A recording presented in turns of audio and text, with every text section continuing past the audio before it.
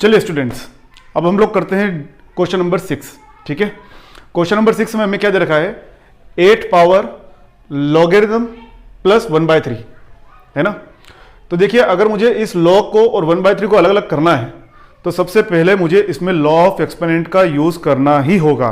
ठीक है, तो सबसे पहले हम लोग लॉ ऑफ एक्सपोनेंट यूज करते हैं, लॉ ऑफ एक्सपोनेंट है ना। तो लॉ ऑफ एक्सपोनेंट से मैं क्या कर सकता हूं, इन दोनों को अलग अलग कर सकता हूं। तो इसे लिखूंगा मैं 8 power log cube root of 121 base 2 multiply 8 power 1/3। ठीक है, अब देखिए, अगर मुझे ये थ्योरम अप्लाई करना है a power log n base a, तो यहां पर जो बेस में लिखा है मुझे वो नंबर यहां पर चाहिए है ना। तो इसे मैं क्या लिख सकता हूं, 2 पावर 3, 2 पावर 3। ठीक है, और log 2 121 पावर 1/3। ठीक है, मल्टीप्लाई करेंगे 8 पावर 1/3 कितना होगा, 8 पावर 1/3 होगा 2 है ना। क्यूब रूट ऑफ 8 कितना होगा 2। ठीक है, यहां पर हम लोगों ने देखा ना भी 8 की पावर कितनी है, 8 को हम लोग बोलेंगे 2 पावर 3। ठीक है, तो यहां पर ये कितना होगा 2 होगा। अब हम लोग क्या करेंगे, अब हमारे पास में प्रॉपर्टीज थर्ड वाली प्रॉपर्टी को अप्लाई करेंगे और m पावर n में n को ऊपर पहुंचा देंगे। ठीक है, तो हमारे पास होगा 2 log 2 121 पावर 1/3 इंटू 3, और ये दोनों कैंसिल हो जाएंगे है ना, और यहां पर इंटू 2 साथ में चल रहा है हमारे है ना।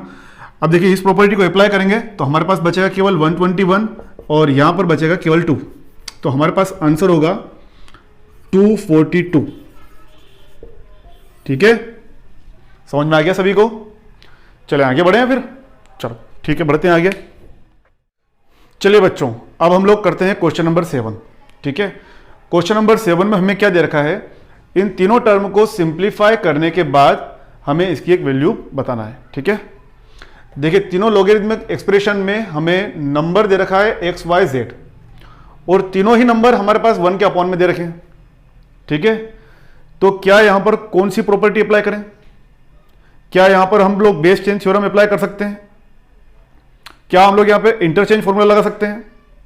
करेक्ट, हम लोग यहां पर इंटरचेंज फॉर्मूला अप्लाई कर सकते हैं। ठीक है, तो क्या होता है इंटरचेंज फॉर्मूला, इंटरचेंज फॉर्मूला यह होता है कि अगर मान लीजिए मेरे पास में लिखा हुआ है log b बेस a, तो इसे लिख सकता हूं मैं 1 upon log a base b।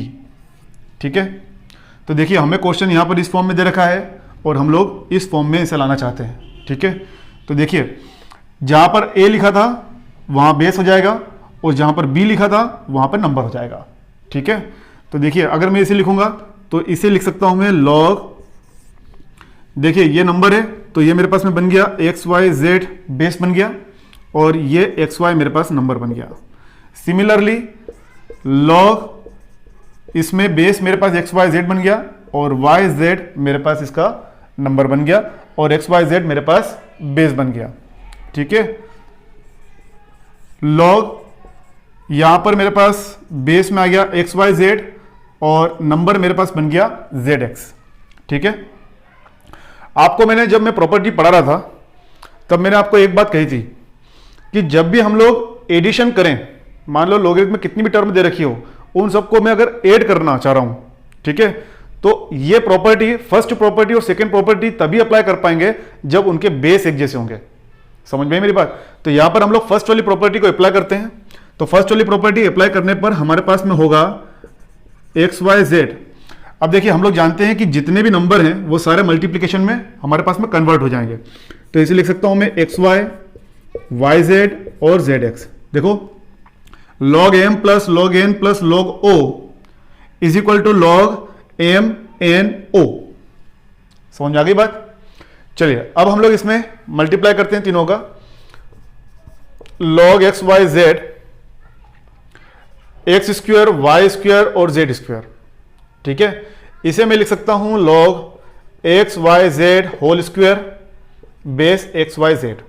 ठीक है, अब थर्ड वाली प्रॉपर्टी से इस 2 को हम लोग आगे ले आएंगे है ना, तो हम लोग लिखेंगे इसे 2 इंटू या 2 log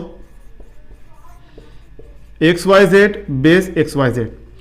अब हम लोग जानते हैं कि बेस और नंबर अगर एक जैसे होते हैं तो उसकी वैल्यू होती है हमारे पास में 1, तो 2 इंटू 1 इज इक्वल टू 2, और यही हमारे पास क्या होगा, इसका आंसर रहेगा। ठीक है, तो ये पूरा एक्सप्रेशन जो हमें इन्होंने 3 टर्म्स का दे रखा था, इसकी वैल्यू होगी हमारे पास में 2। ठीक है, चलिए बढ़ते हैं हम लोग क्वेश्चन नंबर 8 की ओर, है ना।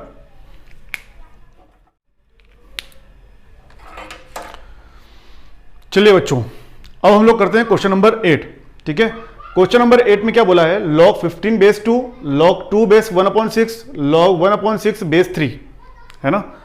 अब देखिए इसे अगर हम डायरेक्टली अगर सिंप्लीफाई करना चाहें तो इसे हम लोग डायरेक्टली सिंप्लीफाई नहीं कर सकते हैं, क्योंकि पहली कंडीशन हमारे पास में क्या है कि बेस एक जैसे होना चाहिए, यहाँ पर बेस सब अलग अलग है। तो हमारे पास में कोई ऐसी थ्योरम है या कोई ऐसी प्रॉपर्टी है जिसकी हेल्प से हम लोग सबके बेस बदल सकते हैं। कौन सी प्रॉपर्टी है, बेस चेंज थ्योरम। ठीक है, तो बेस चेंज थ्योरम से हम लोग क्या कर सकते हैं, इसे लिखेंगे log 15 अपॉन log 2। ठीक है, याद है आपको बेस चेंज थ्योरम हम लोगों ने पढ़ा है ना। दोनों को एक एक log दोनों को दे दिया, है ना, एक तो 15 को भी दे दिया और एक 2 को दे दिया, और यहां पर हम लोग एज्यूम कर लेते हैं कि जो हमारे पास में बेस है, ठीक है, वो बेस है ई के बराबर, ये हम लोगों ने एज्यूम कर लिया। ठीक है, तो log 15 upon log 2 into log 2 upon log 1/6। ठीक है, देखिए यहां पर भी दोनों को एक एक log दोनों को दे दिया, एक log 2 को दे दिया और एक log 1/6 को दे दिया, है ना, और log 1/6 डिवाइड बाय log 3। ठीक है, अब देखिए यहां पर हमारे पास कुछ नंबर हैं जो कट रहे हैं, है ना। सो log 2 से log 2 कैंसिल कर देता हूं मैं, log 1/6 से log 1/6 कैंसिल कर देता हूं। ठीक है, अब देखिए हमारे पास बचा है log 15 डिवाइड बाय log 3, और मैंने आपको बोला था कि हम लोगों ने बेस क्या एज्यूम कर रखा है, ई कर रखा है। ठीक है, हम लोग यहां पर फिर से बेस चेंज थ्योरम को अप्लाई करेंगे, और बेस चेंज थ्योरम को अप्लाई करने पर हमारे पास होगा log, देखिए यहां पर हम लोग क्या कर रहे थे, दोनों को एक एक log दोनों को दे दिया था, तो यहां पर भी आप ऐसा एज्यूम करें कि हमने इन दोनों को एक एक log दे दिया, तो एक एक log दे दिया, तो ये कितना हुआ मेरे पास में, ये तो नंबर हो गया 15, है ना। देखो दोनों के बेस एक जैसे हैं, तो ये मेरे पास बेस में घुस गया, ये 3, और ये मेरे पास में इसका आंसर हो गया। ठीक है, ये इसका आंसर है।